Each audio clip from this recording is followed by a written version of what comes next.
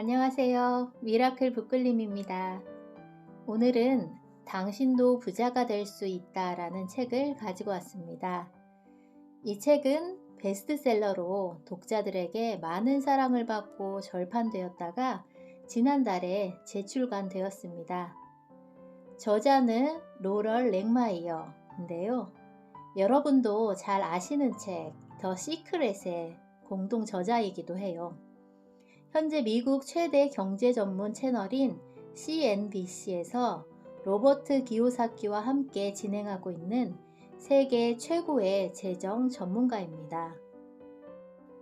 이 책은 6개월 안에 백만장자가 될 수 있도록 컨설팅 해주는 과정을 TV 시리즈 프로그램으로 여러 사례를 통해서 부자가 되는 12가지 부의 법칙을 담았습니다. 부를 창출하는 간단한 전략, 즉 부창출 사이클 프로세서라고 부르는 이 시스템은 자산과 소득으로 현금 흐름을 만들어내는 방법입니다. 단순히 열심히 일하는 것 그 이상의 무언가가 필요하다. 부자들만이 가지고 있는 경제적 성공의 열쇠를 깨닫게 될 것입니다. 8분간 8개의 질문을 던진 뒤에 평생 적용할 수 있는 부창출 계획을 짜주는데요. 가장 현실적이고 구체적인 방법을 제시해 줍니다. 시리즈가 끝날 때쯤에 의뢰인들은 과연 백만장자가 되어 있을까요? 부창출 사이클이 필요한 분들은 꼭 책의 전체를 읽어보시길 권해드립니다. 읽으면서 저는 특별히 저에게 꼭 필요한 부분인 좋은 리더와 팀 플레이어를 찾는 데 집중해야겠다는 생각이 들었습니다. 그럼 이 책의 일부를 낭독해 드리겠습니다. 명확한 비전 제시와 더 많은 부의 획득. 백만장자가 되는 길에서 내디뎌야 할 첫걸음은 비전을 만들고 명확하게 하는 일이다. 시작하기 전에 애초에 이것을 왜 하는지 생각해봐도 좋다. 비전은 목표보다 크다. 예를 들어 목표란 빚에서 벗어나기 따위다. 혹은 신차를 사거나 아이 대학 등록금 지급하기가 될 수도 있다.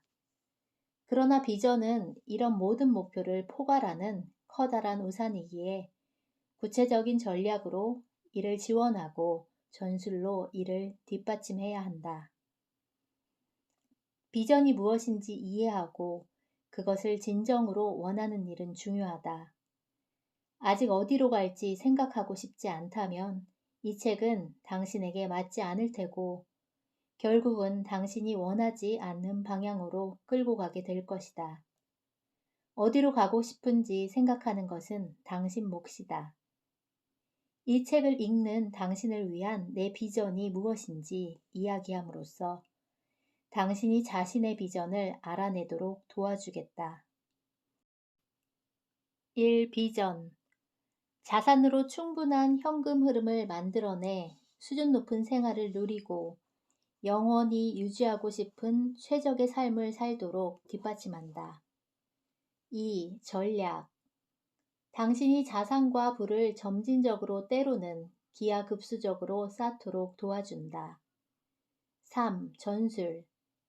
기본 요소들의 순서를 적절히 배치하여 체계적이고 실질적이며 전략으로 부를 창출하고 꾸준히 늘려나간다. 나도 여정 자체가 보상이라고 말하는 철학자들 말에는 동의한다. 여기에 온전히 빠져버리면 평생 지속하는 강박이자 욕망이 되기도 할 테니까. 하지만 나는 나침반이 고정적으로 가리키는 목표점이 있다면 여정이 훨씬 보람 있어지리라 믿는다. 자신의 비전을 명확히 하는 일은 당신 몫이다.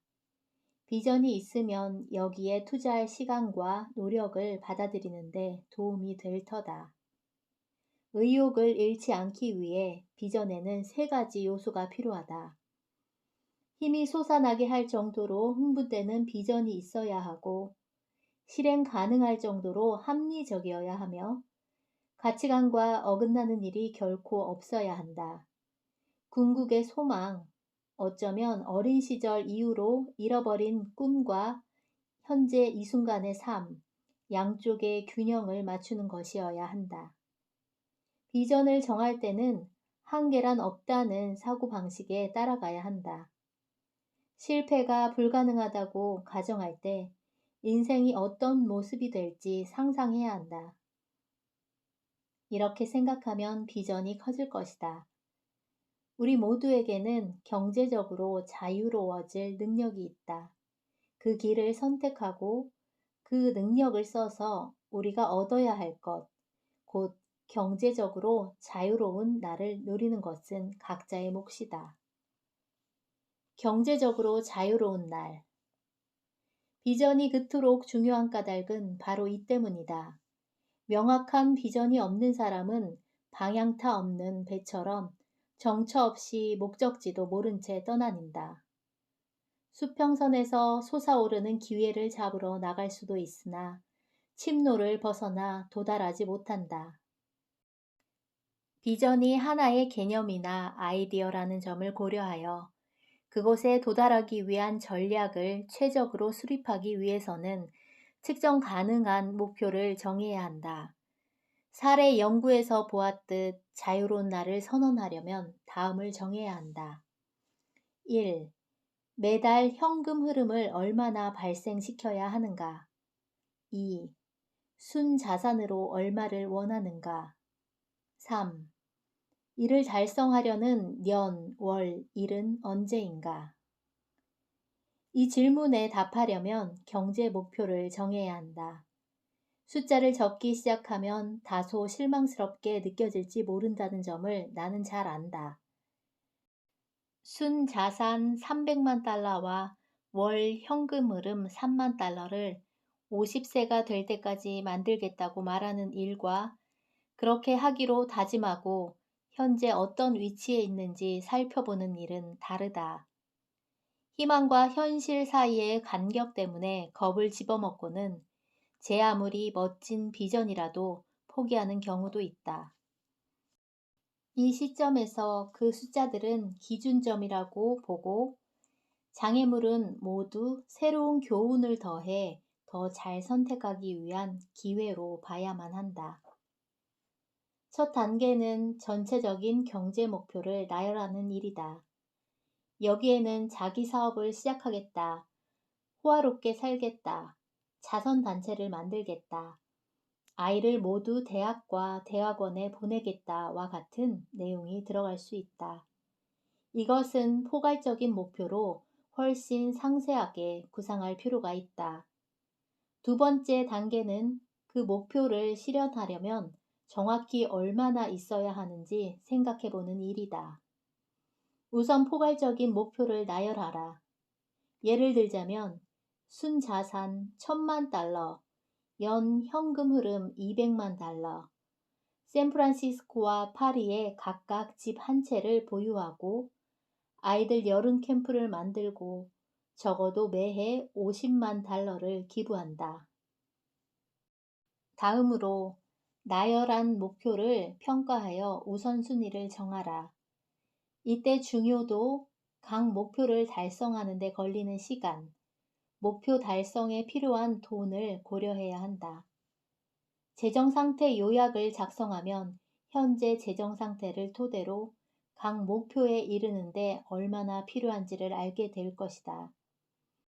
세 번째 단계는 매달 얼마를 투자해야 목표에 도달하게 되는지 예측하는 일이다. 이 숫자는 부채 등을 정리하는 일과는 무관하다. 여기서는 비전, 곧 어디로 가려 하는가에 관해 이야기하고 있고 이를 실현하기 위한 구체적인 행동 방침은 나중 이야기다. 가령 한 가지 목표가 아이를 대학에 보내고 학비와 책 구매비뿐 아니라 매월 들어가는 숙박비, 자동차 보험료, 기타 유흥비 등까지 내주는 것이라고 해보자. 목표에 도달하기 위해 매달 얼마를 투자해야 하는지 결정하기에 앞서 몇 가지 변수를 채워 넣어야 한다. 이 변수는 시간, 총 비용, 수익률, 곱수, 총 비용에 곱하는 숫자다. 매달 얼마를 투자해야 하는지 알아내려면 총 비용을 곱수로 곱해야 한다. 다른 변수 두 개를 안다면 목표 도달에 걸리는 시간과 수익률, 은행이나 재무상담 웹페이지나 소프트웨어에서 곱수를 재빨리 알아낼 수 있다. 이제 당신은 경제적 목표와 그 우선순위를 정했고 그 목표를 달성하려면 월 얼마나 투입해야 하는지도 알았다. 이것을 할 수 있다고 믿어야 할 이유는 충분하다는 점을 강조하고 싶다. 실제로 그렇게 되면 믿을 수밖에 없을 것이다.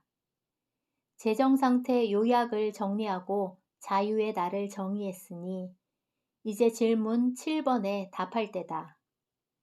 어떤 기술로 돈을 버는가? 사례 연구에서 했듯 이것을 기술 항목에 기입하라. 이제 부를 이끌어 나갈 준비는 끝났다. 부창출 사이클. 복권에 당첨되지 않더라도 평범한 사람이 백만장자가 될 가능성은 당신이 생각하는 것보다 훨씬 높다. 부유해지고 싶다는 욕망과 그렇게 되겠다는 확신이 있는 사람이라면 누구나 자신이 원하는 만큼의 부를 일궈낼 수 있다. 자신이 처한 현실을 분명히 인식하고 부자가 되는 방법을 알아내기만 한다면, 그리고 이를 실천해 나간다면 누구나 부자가 될 수 있다. 뻔한 말이나 판에 박힌 소리, 격려나 충고 따위는 하지 않겠다. 부자들 대다수는 우연에 의해서가 아니라 구체적이고 눈에 보이는 행동으로 부를 성취했다. 이 책은 그러한 부를 만들어내 백만장자가 되는 구체적이고 방법론적인 행동에 관한 이야기이다. 당신이 어느 날 갑자기 누군가에게 1만 달러를 받더라도 부창출 사이클을 제대로 알고 있지 못하다면 1만 달러를 받기 이전보다 부자가 될 가능성은 별로 없다. 왜냐하면 곧 그 1만 달러를 모두 써버릴 것이기 때문이다.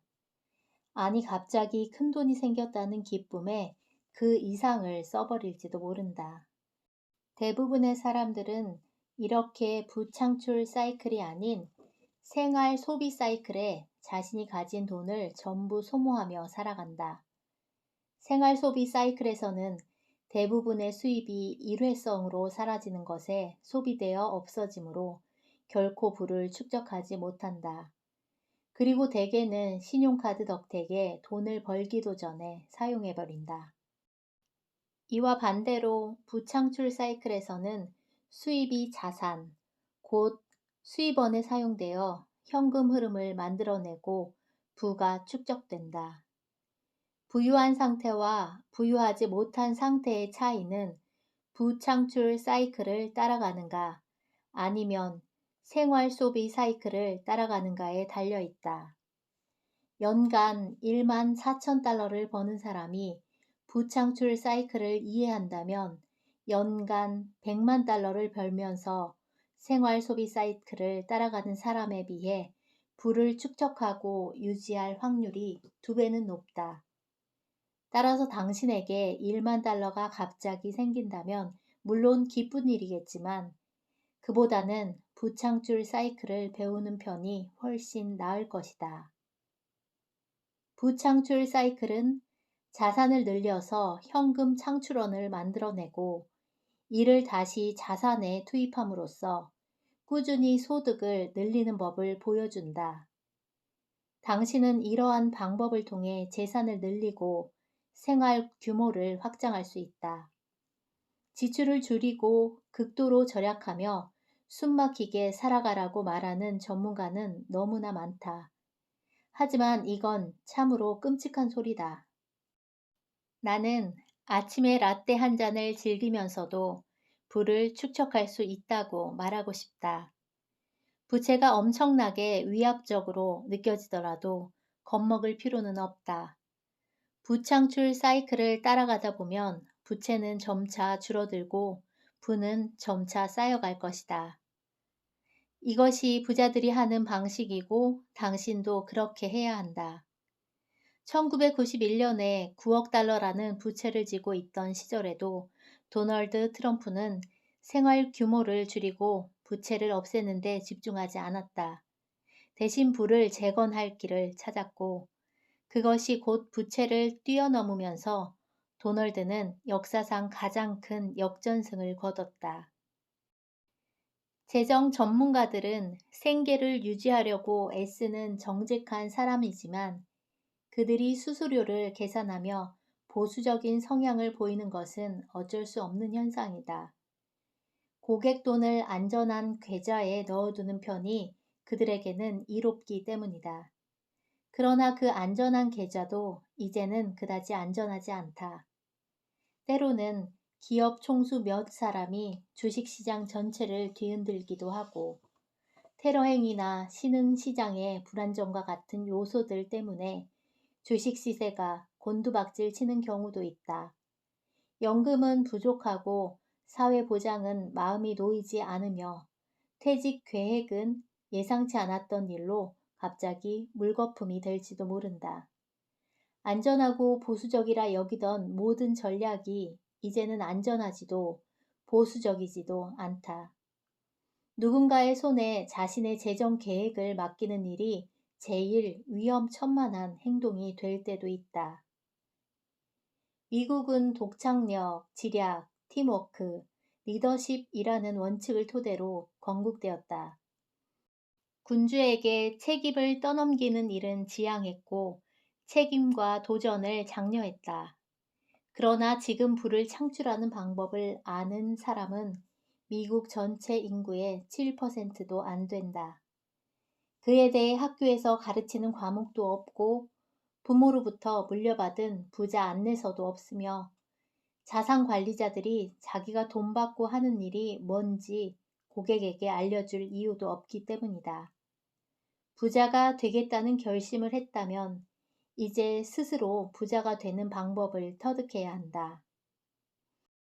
우리는 언제 어떤 상태에서든 돈을 많이 벌겠다고 결심할 수 있다. 부창출 사이클 프로세서는 상황에 무관하게 적용할 수 있다.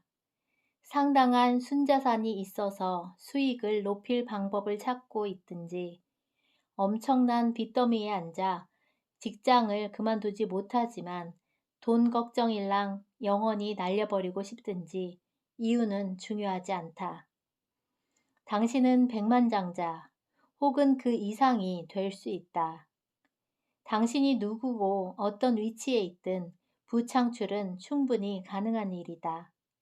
그저 꿈을 이루기 위한 믿음과 책임감만 있으면 된다. 모든 이의 삶이 자신에게 특별하듯이 모든 이의 부창출 계획도 사람마다 달라야 한다. 하지만 그 기본은 모두 동일하다.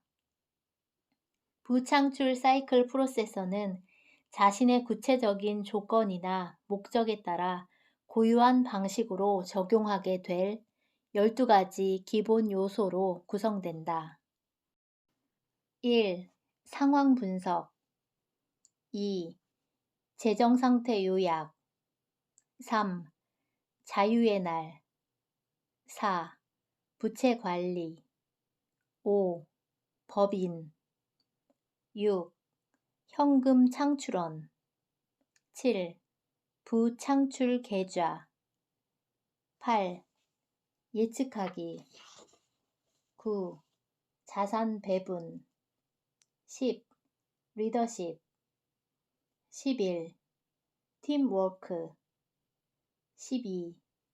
사고 방식 조정 부창출 사이클을 시작하려면 각 구성 요소를 하나하나 신경 써야 한다. 각 요소는 유기적으로 연결되어 있기 때문이다. 항상 상황 분석을 추적하여 자신의 현 위치에서 원하는 곳에 어떻게 하면 이를지 인식해야 한다.